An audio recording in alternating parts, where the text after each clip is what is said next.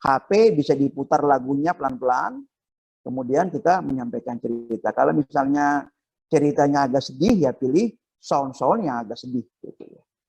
Kenapa? Karena ini semua menguatkan rasa. Jadi sekali lagi Bapak Ibu, memang mendongeng ini pokoknya pada menguatkan rasa sebetulnya, afektif ya. Afektif, karena apa? Karena nilai-nilai yang akan kita yang akan kita internalisasi. Jadi yang paling pokok itu, di samping nanti menyenangkan, tetapi ada juga tujuan yang paling pokok itu adalah memberikan pembelajaran sikap, nilai-nilai mental melalui mendongeng itu. Selanjutnya, sudah berapa menit? Apa terlalu lama? Belum Pak, masih ya? Waktunya masih ada sekitar 15 menit, 10 sampai 15 menit. Iya. Ya, baik Bapak Ibu, selanjutnya penilaian mendongeng. Maksudnya ini Bapak Ibu, kalau misalnya nanti Bapak Ibu mengajarkan mendongeng pada siswa-siswanya, atau mungkin nanti ada perlombaan ya, aspek-aspek yang harus mendapatkan perhatian untuk dilihat ya, yang dapat mendukung sebuah penampilan mendongeng itu, diantaranya pertama kemampuan vokal. Jadi apakah vokalnya cukup kuat, besar gitu ya, suaranya terdengar dengan baik, memiliki tensi ya gitu ya, dari suara, irama gitu ya, kalau sedih ke sedih, kalau gembira ke gembira, itu nanti bisa kita verifikasi lagi ini kemampuan vokalnya itu apa saja aspeknya. Itu bisa misalnya tinggi rendahnya suara gitu ya pada saat bercerita. Kemudian yang kedua, kemampuan penghayatan. Ya, kemampuan penghayatan ini bisa dilihat dari aspek-aspek gestur tadi ya, mimik, gestur gitu, penjiwaan juga bisa dilihat dari suara, dari vokal yang disampaikan itu. Kemudian penampilan ya, bagaimana gaya menyampaikan, apakah gesturnya mendukung ya. Kemudian yang keempat tentang kesesuaian isi dongeng dengan penampilan kita itu ya. Jadi ini 4 aspek yang bisa kita jadikan alat ukur apakah ketika kita mendongeng itu cukup baik ya, atau kalau kita menilai aktivitas mendongeng dari pembelajaran atau aktivitas siswa kita bisa menggunakan item-item ini ya Bapak Ibu ya, kemampuan vokal, kemampuan penghayatan ya. Mendongeng untuk siswa SMP ya, ini spesifik untuk siswa SMP. Nah di gambar ini Bapak Ibu itu ada properti ya, ada bonekanya itu ya, tapi ini gambarnya SD ya, mohon maaf ya. Nanti kita carikan yang ini, yang gambar SMP-nya. Siswa akan memperoleh pesan lewat cara yang menyenangkan, maka dia akan menyerap pesan tersebut tanpa merasa digurui, apalagi dipaksa gitu ya. Nah, anak SMP ini kan karakteristiknya pradewasa ya. Jadi mereka sudah mulai individual gitu ya. Sudah tidak lagi secara psikologi itu tidak mau lagi ikut orang dewasa gitu ya. Artinya dia sudah punya kelompok sendiri gitu. Sehingga kita betul-betul nanti ketika menjalankan aktivitas dongeng ini ya, kita bisa masuk dalam ruang psikologinya itu ya, supaya bisa mendapat perhatian yang cukup gitu dari karakteristik anak SMP ya, anak SMP ini ya. Sadar maksudnya di sini adalah bagaimana kita mengenal karakter siswa SMP itu agar bisa fokus gitu ya dalam suasana mengikuti dongeng ini. Apalagi saat sekarang ini ya tidak terlalu mudah ya membangun minat anak-anak sekolah ini untuk mendengarkan dongeng gitu ya. Karena kita melawan teknologi sekarang kita ini ya. Mencoba membangkitkan kembali tradisi lisan, dongeng ya. Tapi yang kita lawan ini adalah modernisasi dari handphone gitu ya. Tuh. Guru dalam memilih bahan dongeng harus cermat dan tepat agar dapat membangkitkan kecintaan peserta didik terhadap dongeng. Jadi pemilihan cerita juga sangat penting ya, melihat karakteristik anak SMP, situasi psikologis, dan juga menurut hemat saya kita harus menyampaikan juga pandangan bahwa bagaimanapun dongeng ini adalah bagian dari tradisi budaya, boleh disebutlah budaya leluhur bangsa kita gitu ya. Jadi tradisi lisan misalnya. Cerita-cerita Abu Nawas juga cukup banyak yang menggelitik gitu ya. Itu. Tapi mungkin sekarang karena kurang dikembangkan lagi, jadi siswa anak-anak kita kurang mengikuti. Oleh karena itu melalui kegiatan ini Bapak Ibu, mudah-mudahan membangkitkan kembali tradisi lisan ini sebagai salah satu media sarana untuk menguatkan pembentukan karakter siswa ya, sudah banyak, terutama dalam pembelajaran bahasa Indonesia. Demikian Bapak Ibu yang bisa saya sampaikan ya. Kurang lebihnya saya mohon maaf ya. Saya akhiri. Fastabiqul khairat. Assalamualaikum warahmatullahi wabarakatuh.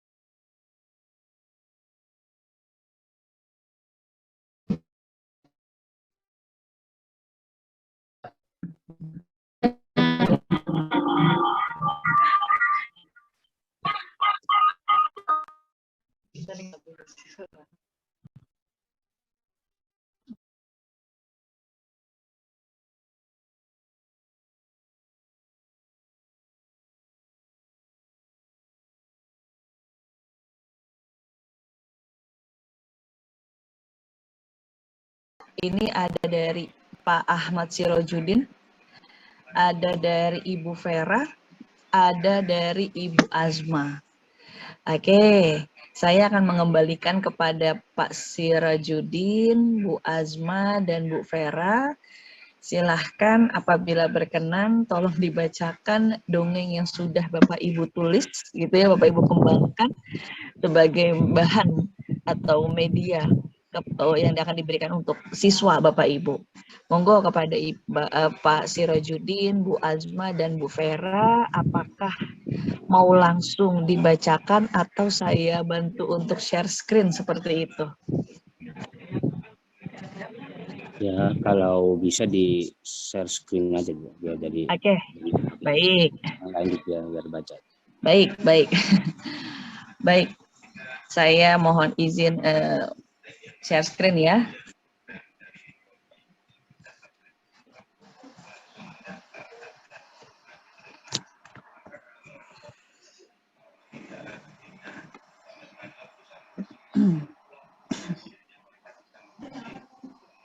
Kita akan mulai dari Pak Sirojudin dulu ya Bapak ya.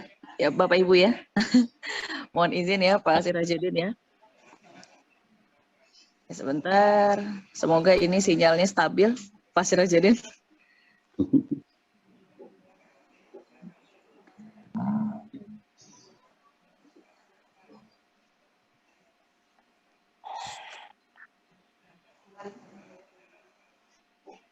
Oke, sebentar Pak.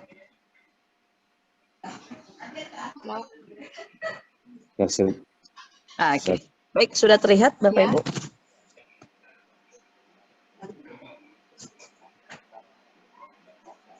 Halo? Belum, Bu Desi, belum. Belum, Bu Desi. Belum, Bu. Belum, Pak. Belum ya? Ya ini mohon maaf, ini perangkat saya yang satu yang di laptop sinyalnya kurang stabil Bapak Ibu. Ya. Oke, sebentar. Ini saya coba kembali. Sebentar. Ya. Oke, sekarang sudah terlihat Bapak Ibu. Perlu bisa ditekankan ketika memang temponya itu harus lamban, harus cepat, gitu ya, bahkan harus meningkat, gitu ya. Nah, kemudian Bapak Ibu, yang berikutnya adalah penghayatan dengan ekspresi pula yang tepat Bapak Ibu. Ketika ada monster, maka selayaknya monster, karakter monster itu menyeramkan. Sehingga ketika Bapak Ibu ingin melafalkan atau mengekspresikan tokoh monster misalnya, tentunya dengan menggunakan ekspresi yang tepat Bapak Ibu. Dan kemudian adalah menguasai panggung tak pendongeng Bapak Ibu. Ya, jadi dalam arti karena saat ini kita menggunakan tatap muka virtual, sehingga kita tidak menggunakan latar ya, latar panggung yang tentunya yang mungkin kurang tepat ya, karena memang saat ini kita hanya menggunakan virtual background saja dari pengabdian masyarakat. Mungkin alangkah baiknya ketika Bapak Ibu menggunakan tatap muka virtual untuk memberikan materi dongeng, Bapak Ibu bisa menggunakan virtual background yang sesuai dengan dongeng Bapak Ibu. Itu agar bisa memberikan efek penunjang seperti itu Bapak Ibu. Yang terakhir adalah ketika mempraktikkan mendongeng, terutama Pak Sirojudin, Bu Azma, dan Bu Vera ya, ceritakanlah dongeng sesuai dengan isi dongeng. Kalau memang di sana pesannya nilai religius lebih dominan, maka sebaiknya ada ekspresi, ada penjiwaan di mana sisi religiusnya itu akan muncul ketika Bapak Ibu sedang membacakan cerita tersebut. Itu saja ya Pak Sirojudin, Bapak Ibu, sebagai bekal untuk bagaimana Bapak Ibu bisa memberikan atau menjadi pendongeng yang baik dan bisa praktik mendongeng berdasarkan tulisan yang sudah Bapak Ibu kembangkan. Oke, dipersilakan kepada Pak Sirojudin untuk memperhemat waktu untuk bisa membacakan atau membacakan cerita dari dongeng yang telah dibuat. Monggo silakan Pak Sirojudin. Ya, terima kasih Bu. Diikuti yang baik hati. Pada suatu hari, terdapat seorang kakek tua yang menghampiri Ubi saat tengah mengembala kambing-kambingnya di padang rumput samanya. Bahkan Udin juga menawarkan minuman kepada sang kakek. Setelah memberikan minuman, Udin kembali melanjutkan kegiatan. Melihat hal tersebut, sontak membuat kakek merasa heran dan bertanya, apakah Udin tidak sekolah? Dengan raut wajah sedih, Udin menjawab bahwa ia dan sang ibu tidak memiliki cukup biaya untuk sekolah. Udin kemudian menceritakan kepada kakek bahwa ia memiliki impian agar bisa sukses dan membahagiakan ibunya kelak nanti. Namun sayang, ibunya belum memiliki cukup uang untuk membiayai sekolah. Keesokan paginya, Udin dikagetkan dengan suara sang ibu. Dia mengatakan bahwa Udin diterima di sebuah sekolah. Ia pun turut senang dan langsung pergi ke sekolah tersebut bersama sang ibu. Sampainya di sekolah, Udin terkejut ketika mengetahui bahwa kakek tua yang kemarin berbincang dengannya adalah kepala sekolah tempat ia akan belajar. Sang kakek berkata bahwa semangat Udin untuk bersekolah membuatnya tergerak untuk dapat menyekolahkan Udin. Oke. Pesan moral dari cerita ini adalah kita harus selalu senantiasa semangat dan menekuni apa yang kita impikan. Dengan begitu akan selalu ada jalan keluar untuk meraih impian tersebut. Mungkin itu saja yang bisa saya bacakan. Baik. Ada kita beri tepuk tangan selanjutnya untuk memperhemat waktu. Saya beralih ke Ibu Vera mungkin ya. Halo, assalamualaikum Bu Vera. Waalaikumsalam Ibu. Oke, baik Bu Vera. Mohon izin Bu, saya akan melakukan share screen untuk hasil tulisan yang sudah Ibu buat, Ibu kembangkan luar biasa. Judulnya adalah Ketulusan Hati Putri dan Pangeran ya Bu ya. Iya Bu. Ya. Ini putrinya siapa nih Bu? Putrinya siapa nih gitu? Iya. Apakah ini putri pangeran di televisi Bu? Iya. Oke, baik. Baik Ibu. Untuk bertandang ke balkon kamarnya. Putri dan burung emas pun kompak melantunkan lagu pengantar tidur untuk seluruh rakyatnya. Berkat senandung sang putri dan burung emas, rakyatnya selalu bermimpi indah hingga fajar tiba. Namun, semua berubah ketika penyihir jahat mengubah rambut merah putri menjadi hitam. Putri sangat sedih dan mencurahkan segala isi hatinya pada burung emas. Nasib buruk itu terus berulang hingga 2 kali. Suatu hari, ada seorang pangeran datang ke istana. Ia memberikan sehelai rambut merah milik sang putri. Rupanya, pangeran ini adalah teman semasa kecil putri. Beruntung, keajaiban datang dan membuat rambut sang putri kembali menjadi warna merah setelah direndam oleh sang pangeran. Berkat ketulusan pangeran, kekuatan penyihir jahat pun sirna. Pangeran dan putri memutuskan untuk menikah. Seluruh rakyat pun menyambut gembira berita tersebut. Oke, dari kisah ini mengajarkan pada siswa bahwa ketulusan dapat mengalahkan kejahatan. Maka jadilah seseorang yang selalu berbuat kebaikan yang tulus kepada sesama.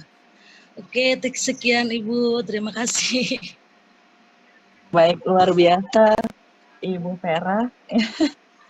Tamah antara tim Pengmas Pengabdian Masyarakat dengan mitra pengabdian masyarakat dan juga memberi quotes pendongeng terbaik yang akan dipimpin oleh Ibu Dr. Nini Ibrahim MPD. Kepadanya kami persilahkan.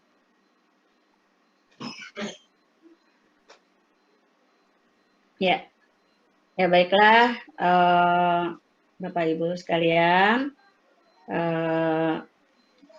ini kegiatan Pengmas yang terakhir untuk kegiatan yang kali pertama, yang mungkin nanti akan dilanjutkan dengan yang berikutnya, ya. Nah, lalu nanti ada cenderamata dari kami, ya. Lalu nanti juga saya akan mengumumkan juara-juaranya, siapa-siapa saja yang juara. Jadi kepada koordinator guru bahasa Indonesia, kepada Bapak Ibu guru SMP Daar El Arkom, ya, kami mengucapkan terima kasih yang sebesar-besarnya yang telah menjadi mitra untuk kami di dalam kegiatan pengabdian masyarakat. Semoga apa yang kami berikan ya, bermanfaat dan dapat diimplementasikan di dalam kegiatan pembelajaran Bapak Ibu semua. Ya. Saya kembalikan lagi ke MC, silakan MC, apalagi yang harus dilakukan?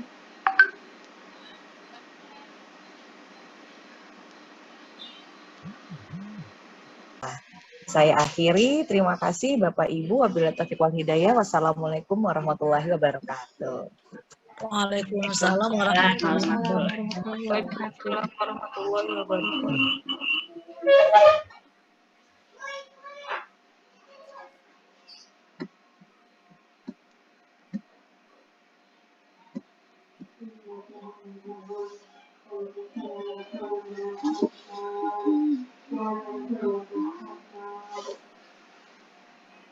Terima kasih kepada